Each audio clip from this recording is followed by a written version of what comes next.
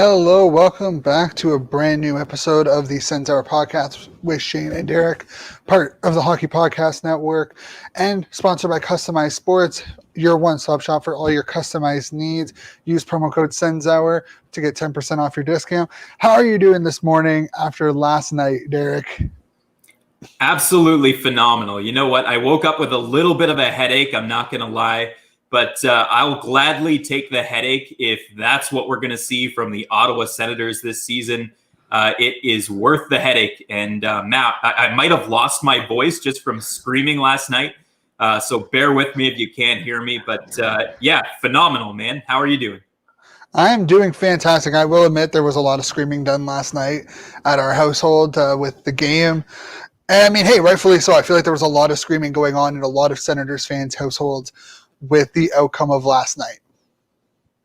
And rightfully so. I mean, it was a slow start. I'm not going to lie. After that first period, I was thinking we're in for a rough night against the Leafs. They had us hemmed in the zone. There was a ton of rust pretty much on everybody's legs. It looked like the Leafs definitely looked like they had one game under their belt, and the Senators were coming in a little bit cold and a little bit nervous. I think everybody was nervous. You've seen that right away with Derek Stepan's kind of mishandling of the puck and sending it, 10 feet over the glass for a penalty. So even the veteran players were nervous entering last night, but they shook the nerves off, they shook the rust off, and they bounced back in a big way. Yeah, and I mean, outside of the first goal, which, I mean, we can all make an argument about it being a goal or not, they looked relatively good. They came out of the period, I think, tied 1-1, which I think most people weren't expecting. And honestly, I was super happy with it. I think for a team that hasn't played in 300 days, facing a team that literally played like 2 nights ago, we looked good. We held them to just around 10 shots in the first period. It was a good first period, all things considered. Yeah, I thought, as the game went on, the Senators went on and got much, much better. The rust started falling off the legs a little bit. They started controlling the play a little bit more, especially in that span, that 5-minute span in the second period, ultimately decided the game, really, for the Leafs. They were on their heels, and Ottawa just kept pouring it on. They kept throwing everything on net. And, the Leafs might look like possession gods against the Senators. They had the puck a lot of the night. They had them hemmed for, there was a few shifts where Ottawa was hemmed in their zone for like 2 minutes at a time. And the Leafs just flat out refused to shoot the puck. I mean, Mitch Marner played 25 minutes last night. You know how many shots on goal he had? Absolutely none. No shots on goal from Mitch Marner. 25 minutes a night, and you don't produce a single shot? I mean, come on. Yeah, and I mean, we held them to what? We outshot them by 1. It was 24-23. But the fact is, we held them to under 25 shots. Yeah, they had possession. Okay, whatever. It was all outside possession. They didn't get into the slot very much. Realistically, outside of Tavares' goal where Matt Murray kind of overplayed the short side, expecting him to go around the net. And, that's just a beautiful shot by Tavares. Give Tavares credit for that shot. There wasn't a lot of high danger chances throughout the game for Toronto. And you know what? We can talk about how bad the defense is on paper, but for a defense that only had 2 guys who played with each other last year in Zaitsev and Shabbat on the starting defense, they did relatively well against Toronto. Did Nikita Zaitsev have his best game in a Sens uniform last night? Because I certainly didn't notice, outside of the first period where everyone, like I said, everyone had rust, everyone played poorly. I didn't notice Zaitsev doing anything I didn't really like last night. Yeah, and I mean, I think he's had probably his best game in the NHL in probably 2 years. Since his rookie year in Toronto, he had a really good year. And then he was kind of put in this role that didn't really fit him, I found, in Toronto. And he wasn't even that bad last year. Yeah, he made his mistakes, but it's kind of hard to fault a guy when everyone else was making mistakes. But I think he was credited with 1 giveaway. And I think that 1 giveaway was like within the first 5 minutes of the game. He whiffed on a pass, and, that was it. And if that's the case, he had a really solid game, 2 points. And he was on the ice for 1 goal. I looked at all the Toronto goals. He was on the ice for 1. It was Tavares' goal, and he made the right play. He steps up, takes the puck away from Marner, and then it goes over the forward stick, lands on Tavares. He cuts the pass off to the front of the net, forcing Tavares to go around, and he makes that perfect shot. So I think Zaitsev, best game in the last 2 years for him, and I hope this is something that we're going to see more of for him, shooting the puck more and being a lot more calm in the defensive zone. And you know what? While we're on the subject of the Sens D, I've got to say that I was really impressed with Josh Brown. I didn't know really what to expect from Josh Brown, but I thought he played a subtle, really effective game out there. I thought he was one of the Sens' besties, of course, outside of Thomas Chabot. But I really like Josh Brown. Yeah, and I mean, overall, I think all 6 defensemen had a good game. Landon was a little bit shaky, but I mean, that's not surprising considering he played a total of 12 games within a year and a half. So he probably had more rust on him than others, let's be honest. But, Coburn looked good. Goodbranson looked good. Zaitsev, Chabot, they all look good. Obviously, on paper, who knows if this is going to stand up even off paper. But the early signs, they've bought into DJ's system. They know what to expect from the forwards. I really think this D-core can be better than what people think. I don't think they're going to be great analytically because I think they're going to lose a lot of the possession side. But if they can keep it all to the outside, we'll be fine. Yeah, you just kind of hope that they're not defending as much as they were last night because other teams are not going to be as passive as the Leafs were. So if the Sens do get hemmed in their zone for as long as they did last night, it wears at you, especially over the course of a season. So my kind of hope here is that they get better at breaking the puck out and they get better at playing with the puck in the offensive zone. Like they need to enter the zone. We've seen last night a few zone entries that were really clean. I noticed Drake Batherson everywhere. I thought he was Ottawa's best player last night. Ian came on our show on Wednesday, and Ian Mendez, he told us that Drake Batherson was not the player that he was last year, to look out for Drake Batherson. And I've got to be honest, Ian, give him full credit here because he did not get a full assessment of training camp. He had a bird's eye view. He was there a limited number of days, and he was on point with that analysis of Drake Batherson. Drake Batherson looks completely better than he was at any point last year. This is probably his best game as a Senator over the course of his career. Honestly, he was noticeable in all the right ways. He didn't have any really negative plays on the defensive side. He had some really nice passes. The thread pass by him to Chabot for Chabot's first goal of the season, tying the game up at 1 on the power play. Fantastic. The fact that was a power play goal is even better than it just being a regular, an even strength goal. I love what I saw from Batherson. I love the Tkachuk-Stefan Batherson line over the Tkachuk-Norris Batherson line. Yeah. I would not be surprised to see that line start tonight over it in tonight. I think that might be our first line going forward with Stützle, Norris, and Dadonov.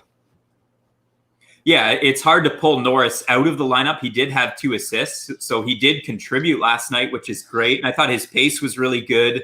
He was able to keep up, but it was a noticeable difference when you had Derek Stepan. And Derek Stepan's another player who played outstanding last night. I think after that first period, he had a shaky first period. No doubt he looked slow. He had that play where he bobbled the puck and shot it over the glass with no one in his vicinity. After that, Derek Stepan, really, he was the catalyst offensively outside of Brady Tkachuk last night. He had 70% Corsi numbers last night. And after that horrific start in the first period, I thought Derek Stepan was great. Yeah, I mean, outside of the delay of game penalty where he just kind of whiffs on the pat or on the clearing attempt, he looked fantastic. He was all over the ice. The goal was beautiful. His offensive zone work to lead to that goal was amazing. He was good on the boards. People were like, "Oh, this is going to be 1 year." I would not be surprised to see Derek Stepan back in an Ottawa uniform next season if it continues. I mean, it's 1 game, so maybe we should temper expectations. But I still think he can be in Ottawa next year because of what he brings, right? Like he's a guy that's good in the locker room.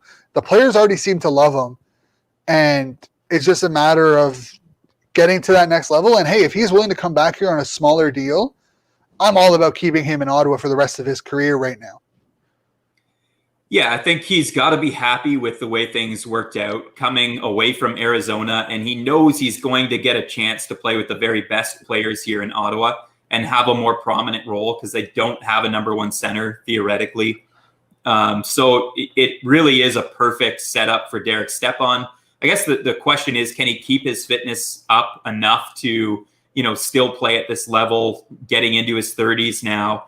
Can he still be an effective player for the Senators? And if you're willing to sign him to a short-term kind of lower salary deal, then, why not? But as you said, it's game one, so we need to see a little bit more from Stepan to make a full assessment. But I thought he had an outstanding game in his first game. Yeah, 100%. And I mean, it's interesting because, we've been so focused on who's going to step up and whatnot. Tkachuk stepped up. He was all over the ice, laying hits. He led the team with 5 hits and like just over 16 and a half minutes of ice time. He was all over the ice. He is my choice for captain. I believe he's your choice for captain as well. And realistically, it's going to come down to Shabbat and him this year.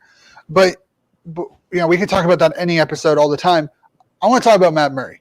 3 goals on 23 shots. 2 of them, one of them you can argue that shouldn't have counted. Hyman's first goal. The second goal, it's a seeing eye shot. I don't think most goalies stop that with that much traffic in front. The third goal is the one that I was more concerned about because of his positioning. But overall, he stood on his head and had some really good saves. He had a couple. He had one on Matthews that I remember on the glove side that was outstanding. He had one early on where he slid across and took one away after letting out a bit of a bad rebound. He recovered and made a really, really nice second save. So as you alluded to earlier, not a ton of high danger chances for the Leafs. And I thought the Senators did a good job in the neutral zone. They didn't break down in transition. And that's really where the Leafs are the most dangerous 5-on-5. So they didn't give up a ton of 2-on-1s. I think the only 2-on-1 they had, Nikita Zaitsev made a great sprawling play to break it up. So we didn't have to see those high danger breakaways, 2-on-1 chances in transition. So I don't think we got a full assessment of Matt Murray, but I think he was really, really good. He was really technically sound, and he looked confident. And that's all you can ask for from your number one goalie. So if Matt Murray can bring that sort of, that same performance every night, there's no reason that he can't have a rebound season here in Ottawa. It's not going to be every night that Ottawa only gives up 23 shots on net. Again, I go back to the fact that the Leafs just didn't shoot it. Like they did not seem to want to shoot. They were so passive. They were passing every opportunity off that they had. And the Sens were the complete opposite. Every chance that they had it, even a bad angle shot like the one Nikita Zaitsev took that Brady Tkachuk tipped home, it's not a shot that's typically going to go in. But they threw everything on net and the Leafs did not. And maybe that's why Tavares beat him on that goal that you were saying.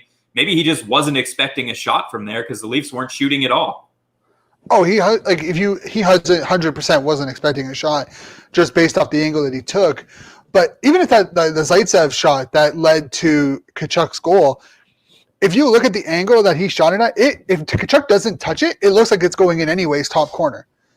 And I think as much as Toronto was passive, I think this also talks about how Ottawa got in the shooting lanes, got in the passing lanes, and kind of designed or disguised it as like, the lanes isn't really open. I can try threading the needle, but it might not work. And if that's the case, hey, whatever DJ Smith has been doing, keep doing it, in my opinion. It's worked so far. It seems like the players have bought in. And I'm excited to see what happens tonight in Game 2. Who knows who's going to be in net? I know DJ Smith said yesterday that he won't announce his starting goaltenders up until like almost game time. So who knows if Hogberg gets back in. But even if Murray's in, I'm excited to see him again in a back-to-back situation. I actually have full faith in either goaltender here. I love what Hoagie was able to do last year, and I think he had a terrific camp from, just from speaking with a number of people who had eyes on the camp. He looked like a really, really good goaltender in camp. So if it's Hoagie or if it's Murray, I think the guys in front of him will have the utmost confidence in whoever the Senators decide to put between the pipes this year. And that means a lot when you have a young team. Here's a question. If you're Hogberg, would you go to Ottawa and be like, hey, I want the amulet above the O on my name? Yeah, same with Brandstrom. Why not? I mean, if they allowed it for one player now, and Tim Stützle is really breaking ground here. He also got, I don't know if you noticed, but he got the Germany skates in there too. Yeah, I saw that. Which is something that, I mean, I think it was you that pointed out that there is a rule against having anything that the NHL doesn't approve. So it has to be an approved skate. Yeah, but I mean, there's also nothing in the rule book saying that they're not allowed. It's just, it's a very great, it's like the uniform has to be matching skate and whatnot. That has to be approved by the NHL. There's nothing saying that customized skates aren't allowed. It's just, it's a very gray area of water. But honestly, though, like if you're Brandstrom or Hogberg, I would go to the team and be like, hey, I want or even Yaros or Schlappick, these guys that have the identifiers or whatever on top of their name. I would go to them and be like, hey, I want this on my name. Yeah, and not just those players, but league-wide. Like, this is something that should be happening league-wide. We talk about individuality a lot on the show and how the NHL needs to allow for more individuality to build up these star players.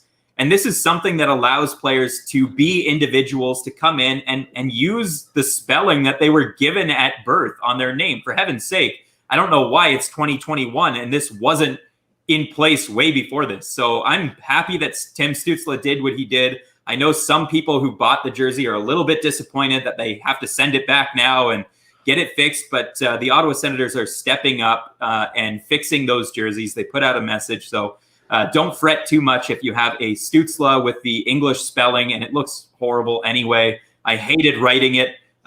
So now we get to use the umlaut, and I'm super happy about that. We're going to be an umlaut or character-friendly show. Whenever we talk about the players that have something above their name, we will be using it. So it's Brandstrom, Yaros, doesn't make a difference for us. But with that being said, Customized Sportsman, they can do the umlauts if you want them. You can get a Brandstrom, Hogberg, Yaros, Schlappick, Stützle, no issues. Just let them know what you want. They'll do it up for you. 10% off on your order when you use Sens Hour. Check out, we have, if you're on YouTube and you're watching this, we have the link to their website below. You can check them out on eBay. Fantastic group of guys. I have my Stützle coming in because I want to see how it looks. I will be posting pictures once the kit comes in. But we have another game to get to. We got game 2 of 56 back-to-back. We're going to start this off. T. Logfather comes in from Twitter, asks how long it's before Watson Simmons drops the gloves tonight. I'm going to say within the first 5 minutes. You seen a little bit of foreshadowing last night. I mean, they were jawing each other as Simmons went off. And Watson had himself a night. I know we're done the recap, but man, there's a couple players we haven't touched on. One of them is Austin Watson. What a snipe, like bar down snipe from Austin Watson. We weren't expecting that. I also thought he was great on the PK. How long before they drop the gloves? Yeah, I'll go right there with you. It might happen right away. Maybe both coaches will set the tone, get them on the ice. You know the Leafs want it. They have to show some fight. And if you haven't heard it yet, check out Craig Button absolutely tearing a new you-know-what into the Leafs, just ripping into them. And that was a lot of fun to see from a Sens fan perspective. Everyone is ripping into the Leafs. It's great, Craig. I've seen it from Craig Button. I've seen it from Pierre LeBrun. I've seen it all over Twitter because this is not a game you should lose. You should not lose 5-3 to Ottawa. And here's the thing. You know what? I've said it since day one. I've said it, and I will continue to say it. Ottawa is a better team than people will give them credit for. And Matthews actually came out and said, they're a good team. That this team is actually a good team, which is great. But, Toronto needs to bring their A game. If they lose to Ottawa tonight, they drop to 1-2. Ottawa goes up to 2-0. People are going to lose their minds all over Canada. I was watching some Leaf fan reactions and some of their videos that were posted last night, on top of some Sens fan reactions. But it's already starting to happen. Leaf fans are already losing their mind. They don't want to lose to the quote unquote 7th seed in the division. Ottawa is supposed to be the last place team. They have no expectations, and the Leafs have the opposite. They have the utmost expectations this year. It's more about what they do in the playoffs, but good God, could you imagine if they don't get there? Or they finish 4th? Like everyone picks Toronto to basically win this division. Anything but a division win is a loss for them this year. Even I don't care unless they go on to win the cup. This is a loss for them if they do not win the division and then get bounced in the first or second round. But we got this in from _Josh again from Twitter. What did you guys think of Goodbranson? Derek, I'm gonna let you answer this one first. I thought Goodbranson had a solid game. I don't think he stood out to me in any way. He had a couple of really nice blocks down low, one off William Nylander, I believe, earlier on in the game. I thought he had a nice game. I don't know that he's the perfect partner to play with Thomas Chabot, and I've seen that DJ Smith was already kind of mixing his line combinations up basically everywhere. So we'll see if that stands up. But I thought Goody had a pretty decent game. Yeah, and I mean, with DJ Smith, whatever you start the game with, you most likely won't end the game with. It's just how he goes about it. I think if Goodbranson came in and struggled, we would have been talking about it differently. He came in, he had a good, solid game. Wasn't overly noticeable in the bad way defensively. If he had that one chance late in the game to kind of put Ottawa over the top, and if he was a left-handed shot, he probably gets that goal. I think we both mentioned it on Twitter that, hey, if he's a left-handed shot or if he comes in from the down into the shot coming from the left boards instead of the right boards, it's probably a goal. But he had a solid game. He wasn't noticeable bad.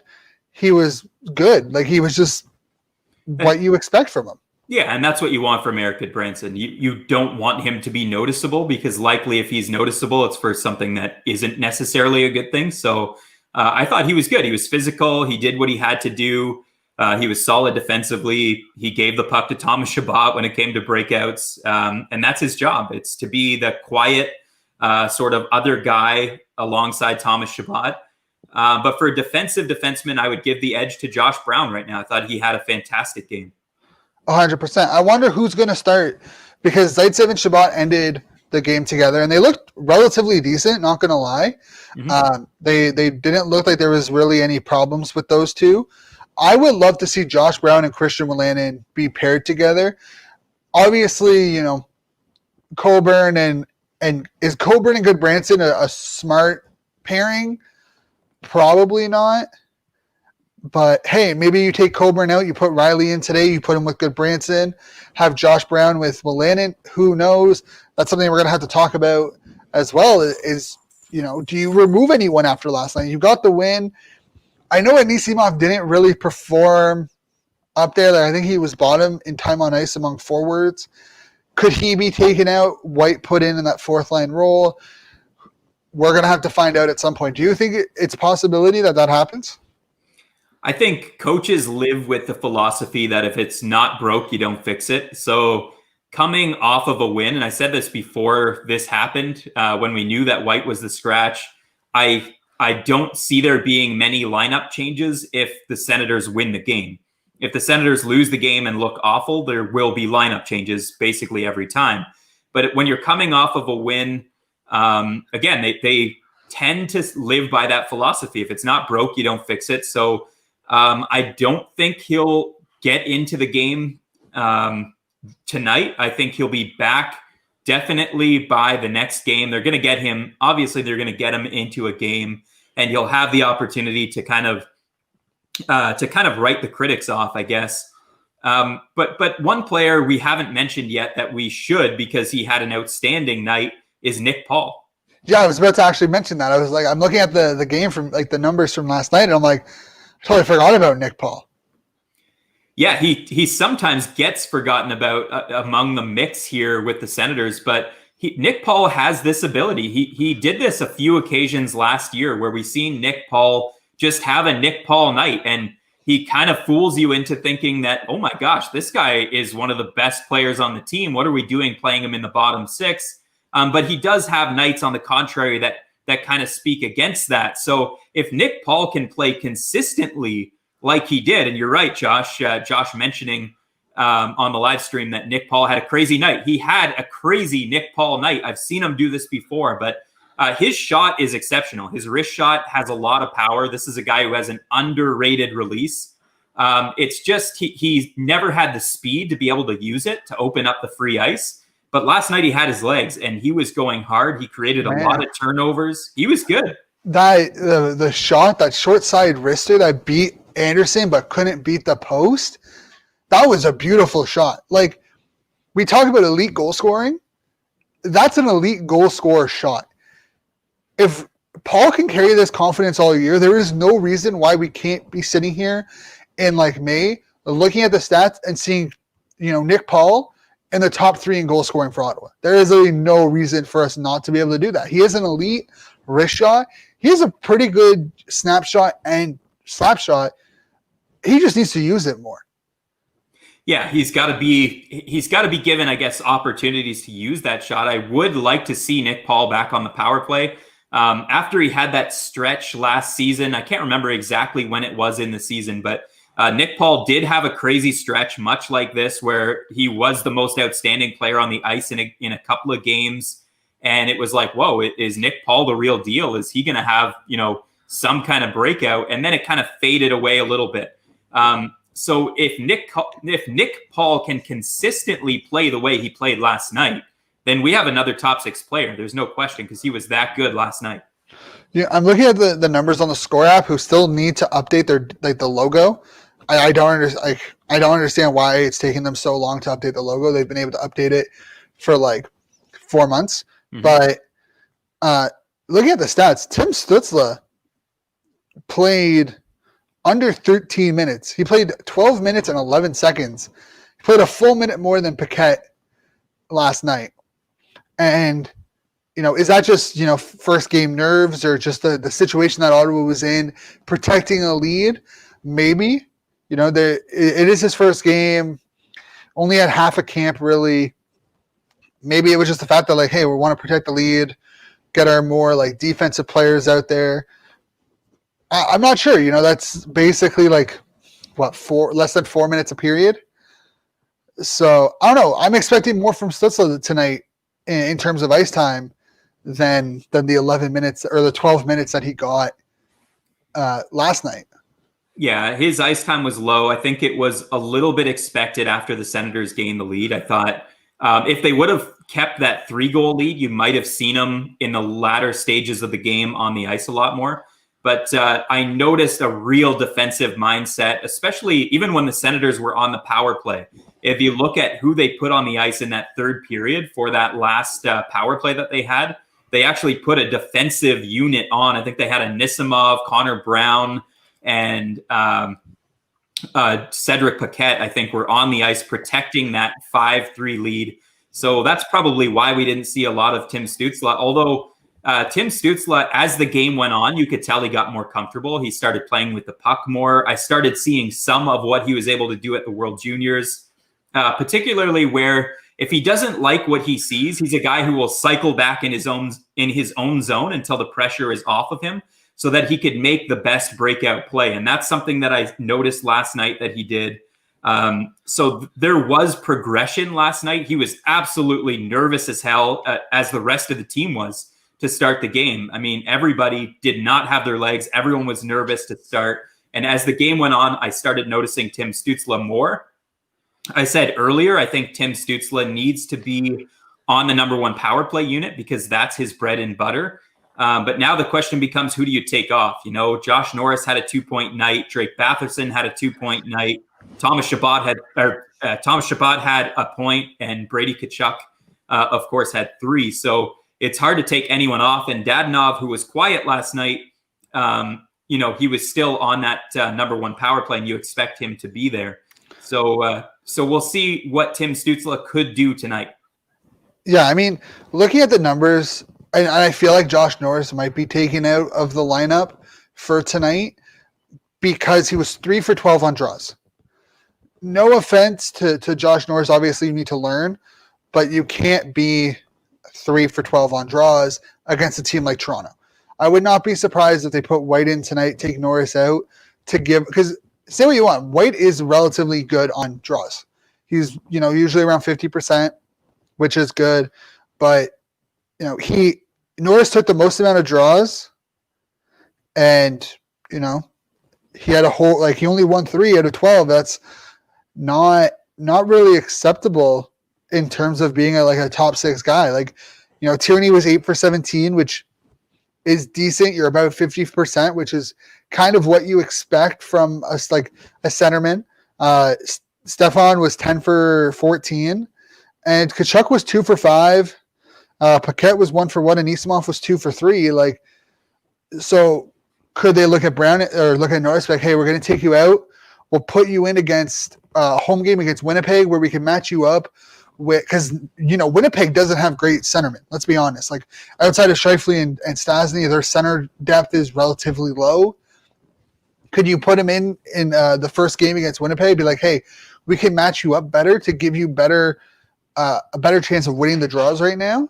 Possibly. So I would not be surprised if Norris is out of the lineup tonight, purely based on the fact that they need to be able to win draws and feel comfortable with whoever they're putting on at center.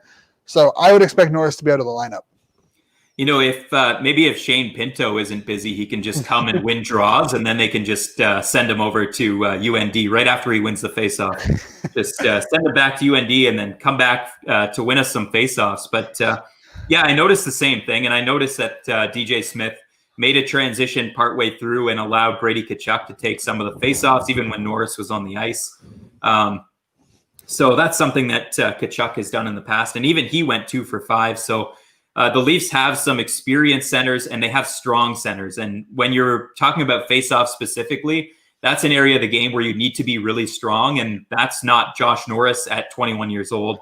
Maybe that'll be Josh Norris at 22 and 23 years old, but for now, he's still a bit undersized and definitely gets out strength when it comes to winning faceoffs. Yeah, and here's the thing, and moving on to Chabot, he played 27 minutes, which I don't think I'm kind of surprised, honestly, that he played that many minutes in the first game. But then you look at, the power plays, we had 5 power plays. We were 1 for 5. Toronto was 2 for 5. You can make an argument that Ottawa deserved more power plays than they got. They were even though Toronto got away with a couple of chintzy calls. And he spent most of the time on the power play. So that's 10 minutes on the power play. That's probably that extra, 5 minutes that he got. I would be very surprised to see Chabot averaging more than 25 minutes a night this season, if possible. There's just not a lot of opportunity when you look at, who's on the Sens blue line to shelter Thomas Chabot's minutes right now. He is your best option, both defensively and offensively and basically everywhere. So he does have to be the guy again, but you don't want him playing 30 minutes a night like he was last season. He can't play 30 minutes a night like he was last season. So they have to find some kind of solution, and I don't know who that is or what that is for Ottawa. But like you said, he's going to be probably playing the full 2 minutes of every power play because he's your number one option to break the puck out. He's your number one option to shoot from the blue line and get the shot through to the net. He's your number one option in so many different ways right now, and there's nobody else to take the load off of Thomas Chabot. Yeah, you need Wolanin needs to step up. He was on the power play a little bit, but he needs to show up and basically be like, hey, I can actually do this and be part of the second unit. And to be fair, the first unit for Ottawa's power play was buzzing for most of the game. Yeah, we were 1 for 5, but we had plenty of chances to score on the power play. There's no reason why we couldn't be 2 or 3 for 5 in yesterday's game versus Toronto. The one criticism that I had throughout the game, and it comes on the power play, because I thought when Ottawa gained the zone on the power play, it was really, really effective. The puck movement was really good. I liked their structure, but it was the zone entries were driving me crazy. It was so predictable. You had one guy driving to the middle of the ice from the breakout, and then you would see a very predictable drop pass to someone who had very little speed and had to try to break the puck in. And I thought the only player effective at doing this was Drake Batherson. And thankfully, he was able to do it to create some chances for Ottawa. But to me, that's way too predictable. They've got to mix it up in there. You can't just have the simple, kind of steady, simple drop pass or double drop pass to a guy who's moving marginally fast through the neutral zone. You need to hit that line with speed and get in with controlled possession on the power play, because that's key to setting it up. When they set it up, it was outstanding. But to get it set up, sometimes that burns the full 2 minutes off your power play. Yeah, the drop passes were kind of annoying. I think we can all agree that we don't need any more Spezza drop passes. But overall, the game was good. The overall game was solid from Ottawa. The fact that they haven't played in 310 days. They're playing a team that played 2 nights ago, and on paper they should have wiped the floor with us offensively. I cannot complain about yesterday's game. No, and these little criticisms are not me tearing into the Ottawa Senators. They played outstanding. They haven't played in 310 days, like you said. So it's not me kind of tearing into them. These are just things that will have to improve as the season gets on, if Ottawa wants to have success this season. Yeah, and it's going to be interesting to see what they do. But we're going to take a quick break. When we come back, we will talk a little bit more of the number one center and some of these trade rumors that have been swirling around the Senators, and talk about what Darren Drager said yesterday, I believe, on the first intermission revolving the Senators and Pierre Dorion. So stay tuned. We'll be right back after this short break.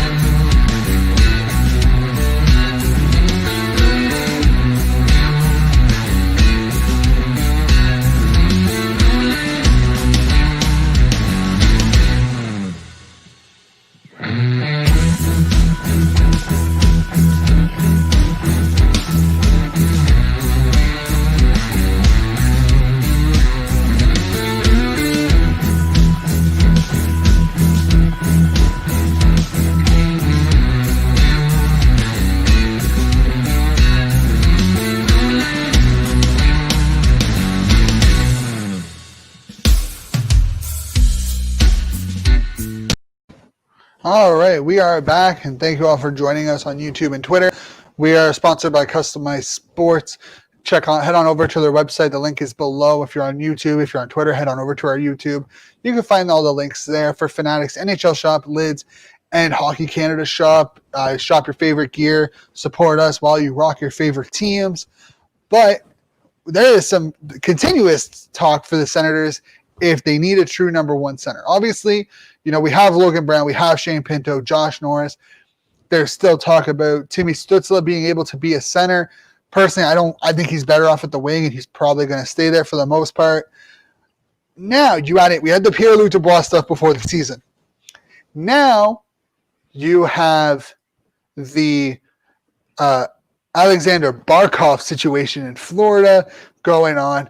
Ottawa's obviously going to be in the heart of these discussions. What's your take on an Ottawa Barkov kind of deal going down in the season, or would they be better off waiting and taking a run at him in free agency? Man, if Ottawa could get Alex Barkov, realistically, yeah, I don't care when it happens. If it happens in the season, I mean, that would be incredible. Alex Barkov would change this team. It would change the outlook of the entire season. We're talking about one of the very best centers in the NHL. He's a horse. He's played with Evgeny Dadonov in the past, and maybe that would help. in some ways. I thought it was interesting that Dreger mentioned what he said.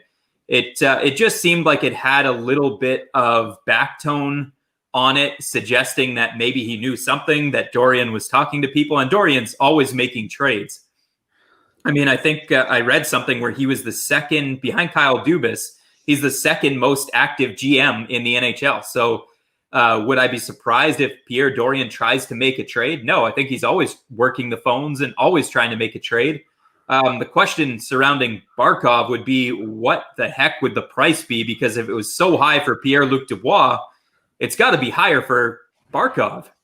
100%. I mean, Barkov, 479 games, 25-year-old kid, 407 points. Like the asking price should be higher, but I'm pretty sure he's a UFA at the end of this season. Brings down his trade value quite a bit because teams might not be willing to give a huge load if they're not willing to get him re-signed. So I'm not really sure what Florida can really realistically be asking for unless Barkov's willing to re-sign with the team. Yeah, so we have to be clear about that. If Barkov is set on going to free agency, there is absolutely no reason to bring Barkov in and to pay the steep price that will come with bringing him in as a rental. But if Barkov, similar to Mark Stone, is willing to do a sign and trade with a team, potentially like the Senators, and the other back piece to this is that the Florida Panthers have to be willing to engage in some kind of rebuild or retool, because Ottawa, all they'll have to give is young players and future assets, much like the Mark Stone trade. So it really takes a lot to make a big trade like that happen. But if Pierre Dorian isn't kicking tires on Barkov, I would be surprised. Yeah, and I mean, I feel like they are. And I mean, if you're Barkov, you're going into a perfect situation in Ottawa. Yeah, you may not win this year, but you're going to be the guy in Ottawa. You're going to be part of this young group, and I feel like this group in Ottawa has more chance of success than the group in Florida right now. But if they trade Barkov, if you're Jonathan Huberdeau, you want out. If you're an Aaron Ekblad, you want out. Everything that they do now revolving Barkov will affect the entire team. Yeah, exactly. The dominoes will kind of start to fall there, and maybe it would be best for a bubble team like the Panthers to look in the mirror, much like the Senators did a few years ago, and say, you know what, we're just not good enough. There's no players that we could add to make us good enough. We've tried to do that. We've signed big free agents, and it's went absolutely nowhere. Maybe we should tear this thing down and start over. I don't know if they're in a position to do that, but maybe they should start to consider that. And if they do consider that, then I think it would be a perfect marriage for Ottawa and Florida to get together for a trade. Yeah, and I mean, who would you feel comfortable trading if it meant that we got a guy like Barkov? Anyone outside of Tkachuk, Stützle, and Shabbat. I think for a player like Barkov, you're gonna have to we're gonna have to give up one of our best assets. There's absolutely no question. Florida, if they're looking at improving their defense, they might want Jake Sanderson. And that's a player that I'm kind of on the fence about. Like, do you give that up because you kind of need that guy in your future? So that would create another hole. If we're looking at just future assets, let's say, would I give up, if Barkov signed an extension, would I give up Josh Norris, Eric Brandstrom, and the first-round pick this year? Absolutely. Yeah, and I mean, I like Brandstrom. I do. I like Norris. I don't really care for this round, like this first round pick, because this draft is such a crapshoot. You really don't know who you're going to get. And Barkov is probably better than anyone you would get in this draft. So I'd be okay with that. Personally, I think they're better off to see if he hits free agency and then take a run at him in free agency. Yeah, I think going back to like this draft class, there is a few good pieces, but it's just it's heavy on left D, basically. Like if you look at the top end of the draft, it's a lot of left shot defenseman, and that's like the last place that Ottawa needs to improve. There's a few pieces that would be really, really nice additions if Ottawa finished near the bottom in Brent Clark and in Matthew Beniers. I think, to name a couple that would fit, one being a center, one being a right shot D that could be more of an offensive option for the Senators. But outside of those two players near the top of the draft, there isn't a whole lot. Like you said, it's pretty thin when it comes to filling a need for the Senators. And then you got to look at how quickly could those players transition into the NHL, and that could be a year or two off. So yeah, it really is about improving with the assets that the Senators have now by trade. I think that there has to be a trade. Yeah, and I mean, see, I don't know. Like, I mean, if you're Florida, you have to trade him. If you have any kind of feeling that he is going to walk at the end of the year, you have to trade him, right? Like, you have to take whatever the best offer available. But if you're Ottawa, you don't have to make this trade because you have a plan in place, and you can basically spin it as, a trade for Barkov doesn't fit our plan. It goes against what we're trying to, build. We didn't want to give up the assets that they were asking for. So if you're Ottawa, you have all the leverage to not make a trade, because I think the fan base would be more okay with you guys going after him in free agency than having to give up a guy like Norris and Brandstrom to bring in a guy like Barkov, because it kind of goes against what you're trying to build for the team, right? So I think for Pierre Dorion, you might just be better off waiting until free agency, and with Dadonov under contract, you have that inside guy. You could probably use him to kind of help bring Barkov into Ottawa. Ottawa would have to show, I think, significant improvements for a player like Barkov, who's been kind of plagued to the Florida Panthers and a team that struggled for his entire career. My thought is he wants to be on more of a contending team, a team that has a possibility to win in the playoffs. Ottawa could definitely be that team if you're adding Barkov, and then, of course, with some of the young players improving as early as next season. If Ottawa added a player as significant as Barkov to the lineup, I would expect them to be in contention, definitely for the playoffs. Yeah. Okay, so I looked it up. Barkov, this makes things a little bit trickier. Barkov has a full no-move clause. He's a UFA after next season. So maybe that makes things a little bit trickier, because if you do make a trade for him, Barkov has to sign off on it. And who knows if Barkov signs off on a deal to Ottawa right now. But I think Ottawa still needs to kick tires. You have a year of them. The last thing you want to do is make a Duchesne kind of deal. I think Barkov gets traded at the deadline. If there's anyone being traded, or not the deadline, at the draft, if there's anyone being traded at the draft, it's probably going to be Barkov, because now you're giving a team basically a full year to negotiate a full offseason to negotiate a contract with them. Yeah, so it'd be, basically you're throwing the dice a little bit, and you're gambling a little bit on Barkov re-signing with your team, whoever acquires him. But you do have a full year to kind of showcase to him what your team could be. So that isn't a bad opportunity if you're Ottawa to look at acquiring him maybe a little bit earlier, or maybe at the draft, as you suggested, would be the time to move on from Barkov if you're Florida. I would, absolutely go bananas if Barkov became an Ottawa Senator. I think he's one of the very best centers in the entire league. So that would be fantastic.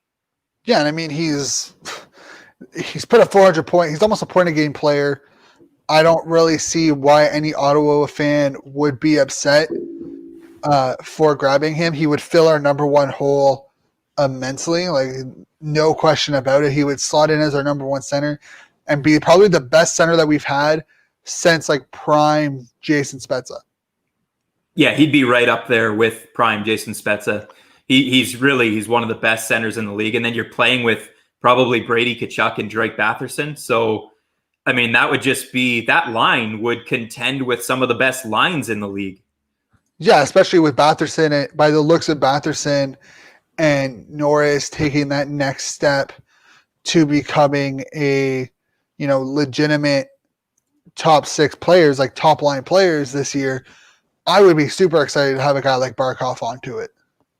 And what that would do as well for your younger centers, guys coming up like Shane Pinto, to learn from a player like Barkov, it has that trickle effect. So I think that would be fantastic. Here's a question that, I'm going to throw his name into the fire of Sens rumors. Ryan Nugent-Hopkins. He's entering his 28-year-old season. Yeah. He's a center left wing.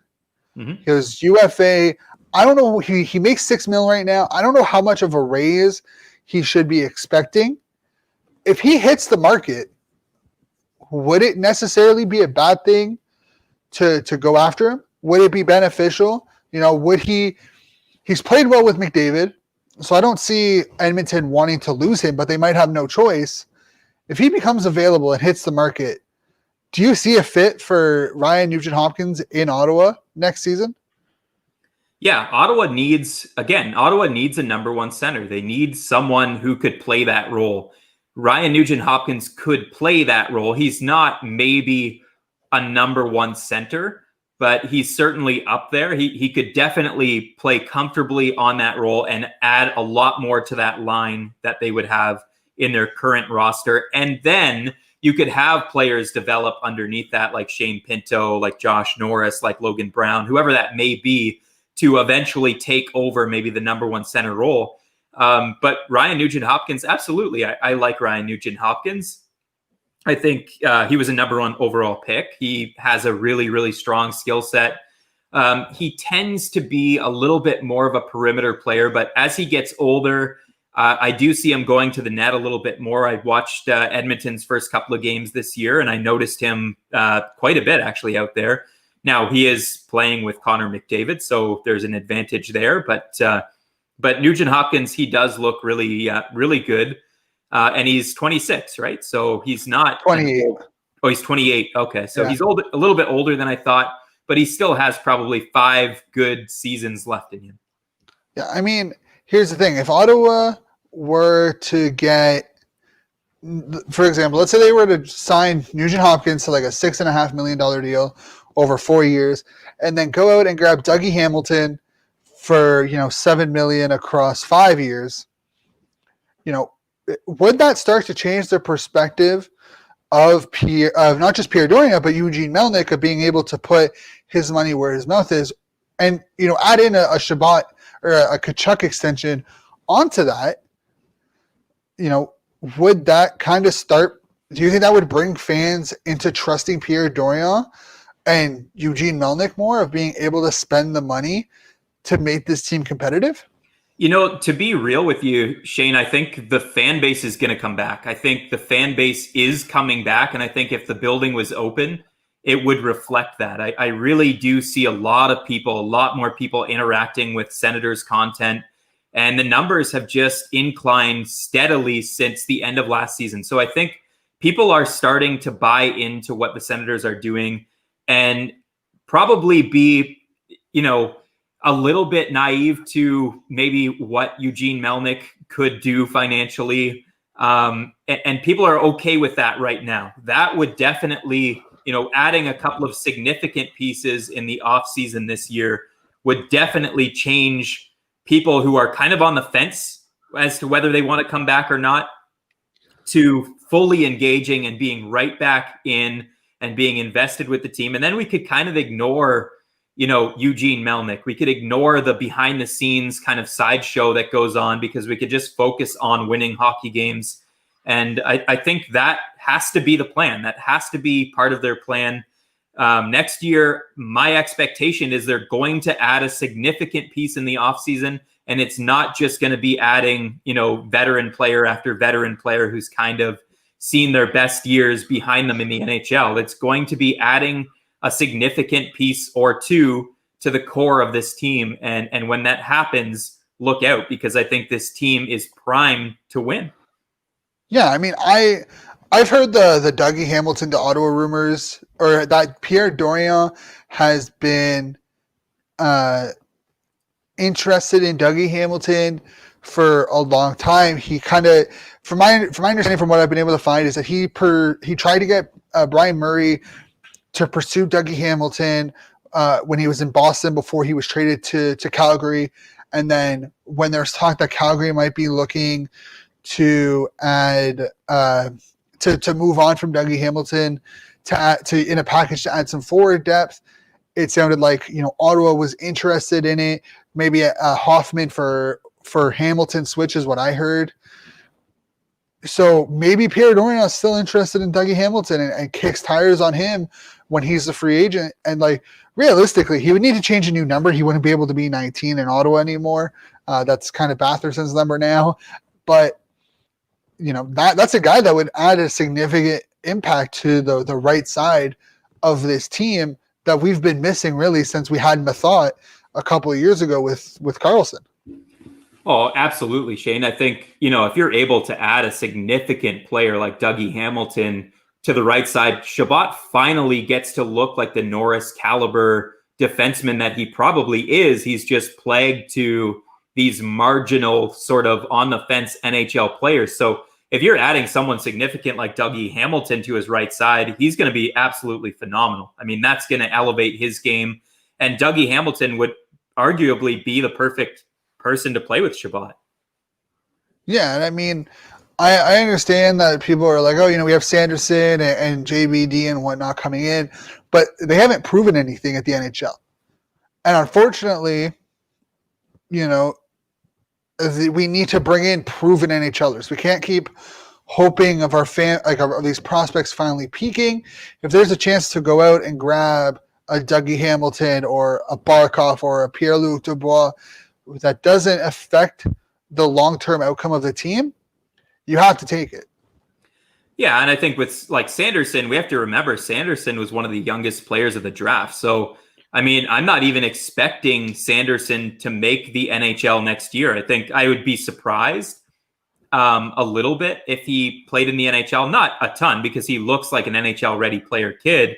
But at the same time, we have to keep in mind that there's going to be some growing pains. He's a young defenseman. And if Ottawa hopes to start winning games consistently next year, someone significant like that will have to be brought in to complete this puzzle.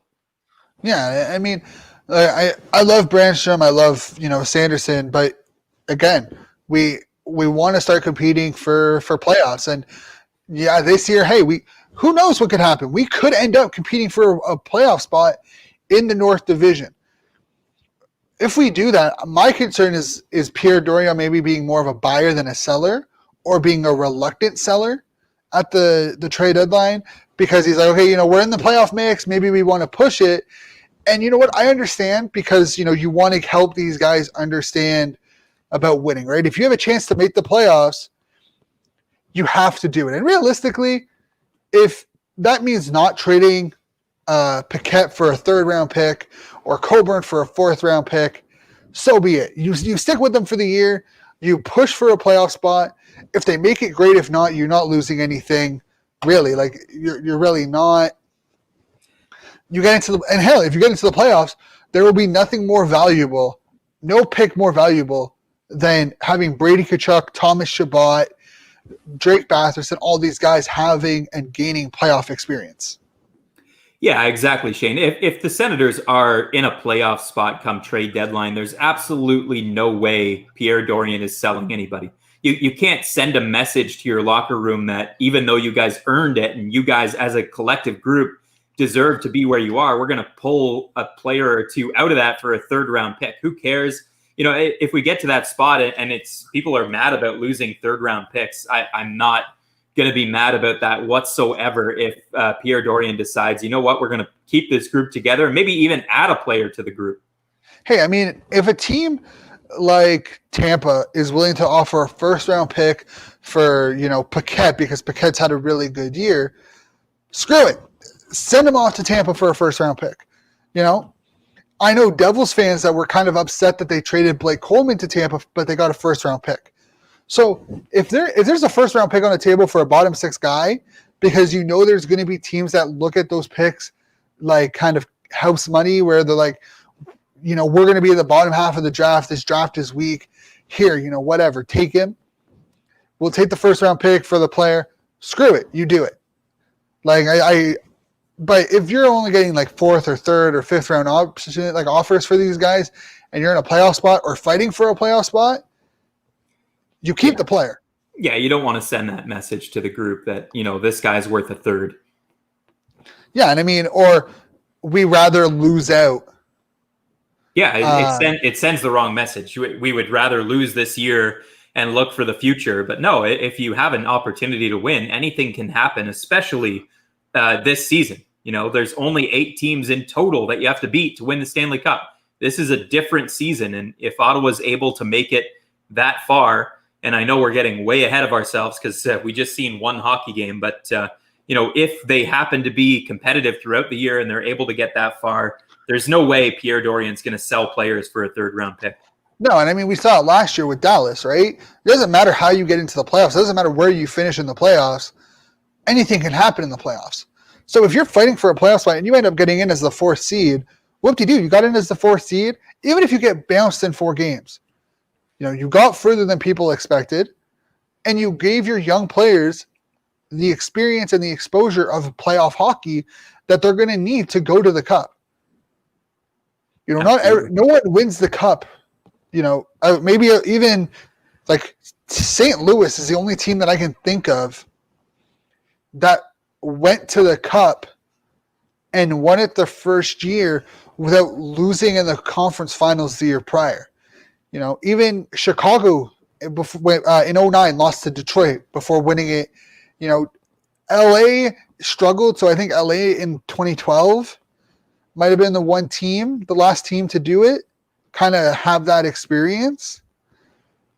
But overall, like Crosby lost before he won a cup. Stamkos and Hedman lost before they won a cup. So it's just like, it doesn't matter how many times you lose. Hell, Ovechkin took 15 years to win a cup. So it's the experience that you want. So, hey, if we're in that spot, don't trade. Just keep to the plan and just keep on going. Absolutely. So we have, once again, the Battle of Ontario tonight. What are your expectations? Do you think the Leafs are going to adjust and kind of bring their A game tonight? See, I don't even – what can they adjust? I don't unless they're shooting more, shoot low and hope for a rebound. They need to be more physical. They got out-hit 33-12. I don't see that changing. If that doesn't change for the Leafs and they're kept to the outside, I don't see much else. I don't see them winning the game. They have to generate more slot chances, high-danger chances, being more physical on the boards, and I just don't see it happening.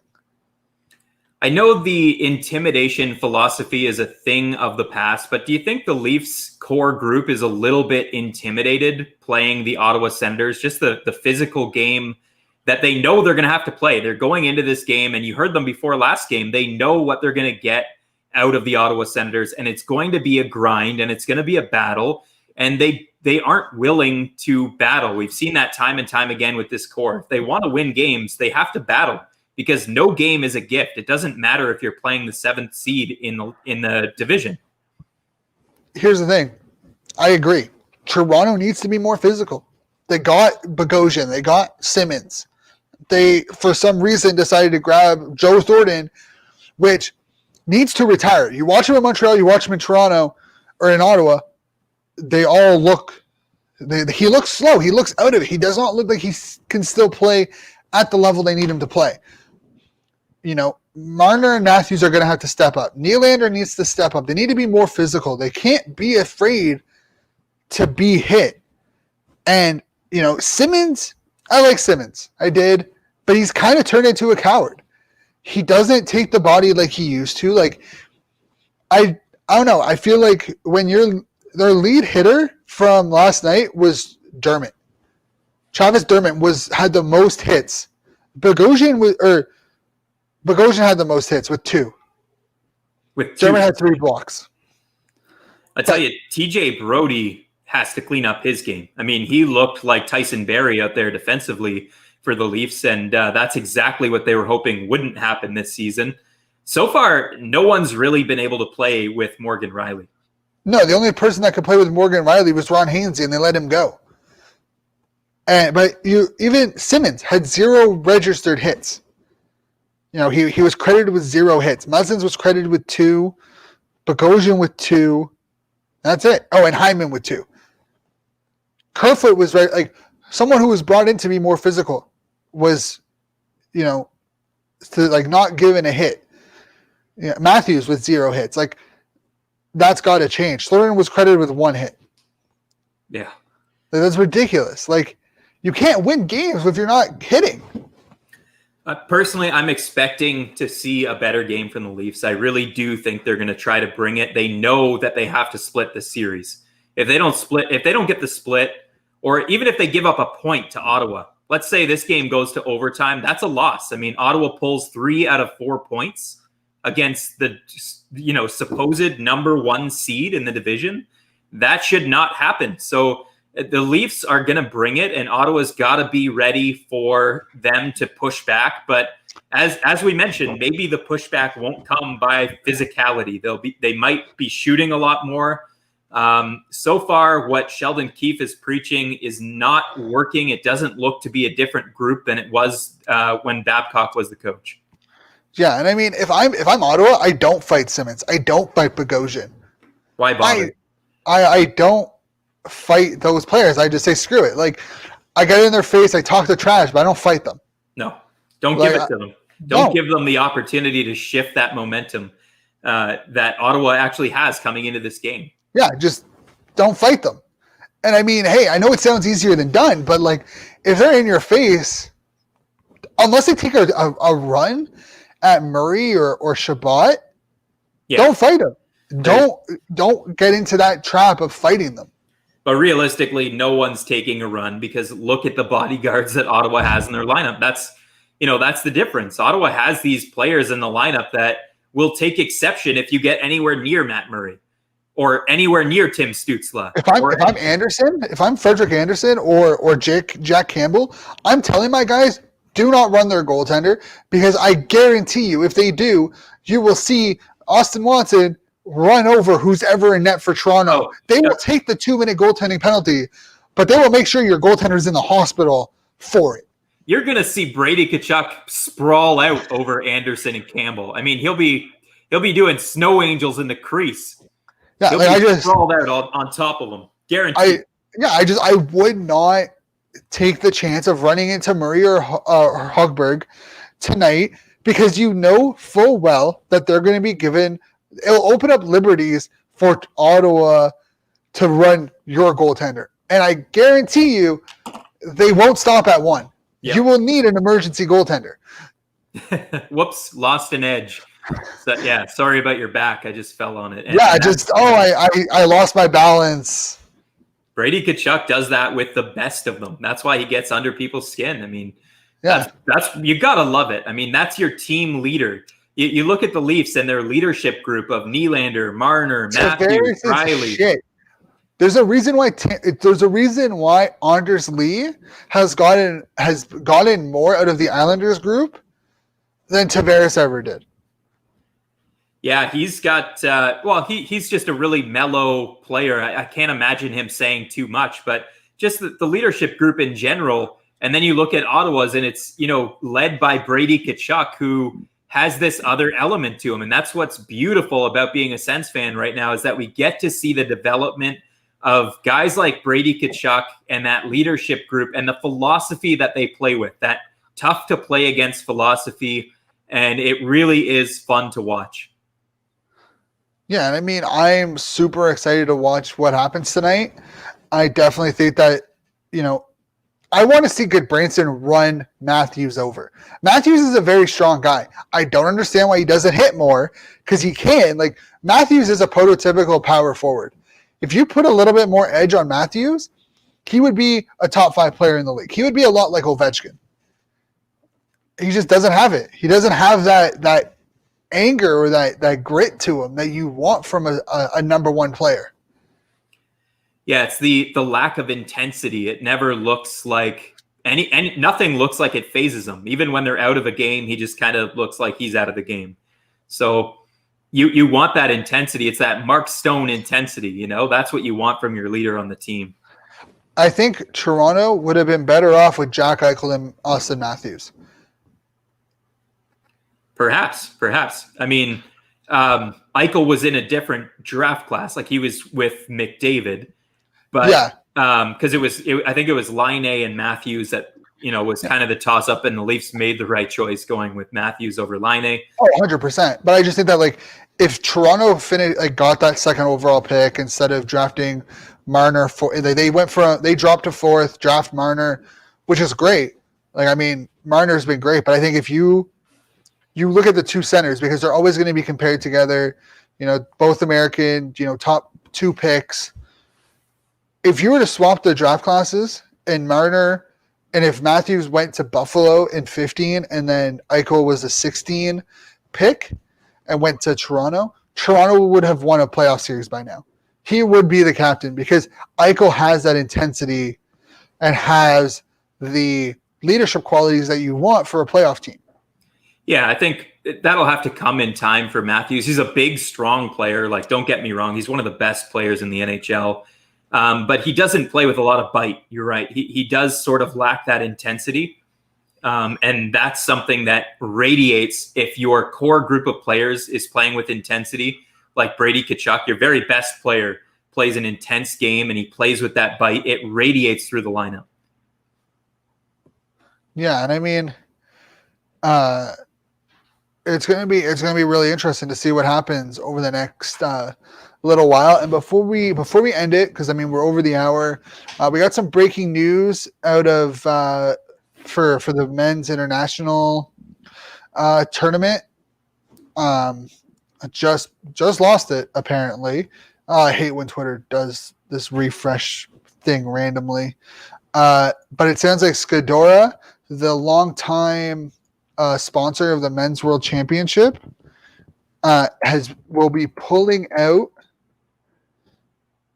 if Belarus is confirmed to be co-hosting the 21 IIHF Ice World Championship.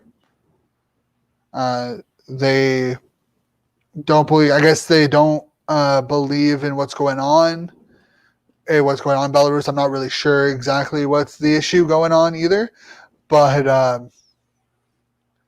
yeah, it sounds like they will be pulling out of the event if Belarus is confirmed to be co-hosting the event.